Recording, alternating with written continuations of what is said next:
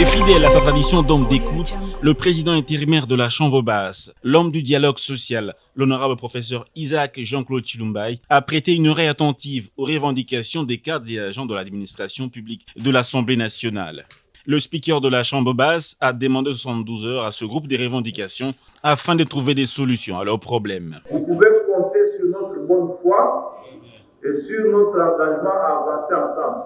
Nous sommes conscients de ce qu'une institution ne peut pas fonctionner si son cerveau, l'administration, la colonne vertébrale de l'administration est mécontente. On va tout faire pour que le mécontentement soit rencontré afin que la paix règne dans la maison, parce que les attentes de notre population sont innombrables et qu'aujourd'hui, vous et nous avons ce devoir. Tout le monde a les yeux braqués sur le palais du peuple, parce que les autres qui sont loin d'ici attendent de vous et de nous ce que nous allons leur offrir dans le budget à venir. S'ils voient que nous, ce qu'ils attendent, l'amélioration de leurs conditions, nous passons notre temps à nous chamailler, ils vont perdre espoir. Donc, pour cette raison-là, on peut vous rassurer que ces questions posées et d'autres, dont la santé, les questions de transport, sont bel et bien en discussion. Vous pouvez nous faire confiance pour ce tout début ici de nos contacts.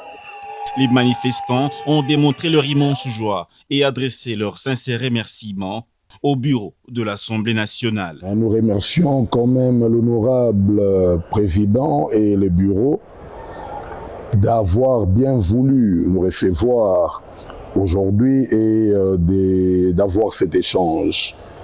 Dans cet échange, nous pouvons retenir qu'il n'est pas insensible, ou le bureau n'est pas insensible à nos revendications, et qu'ils vont traiter nos revendications qui ont été déposées sous forme d'un mémorandum, et d'ici 72 heures, ils vont revenir vers nous autres agents et cadres de l'administration pour répondre aux différentes questions ou aux différents problèmes posés dans ces mémorandums.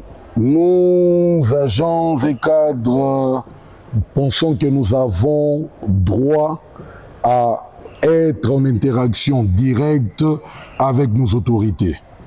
Et ce qu'a fait le président est aussi synonyme de sa bonne foi à vouloir cet échange avec les agents et cadres de cette assemblée. Les agents et cadres, nous sommes apolitiques. Là, c'est connu de tous.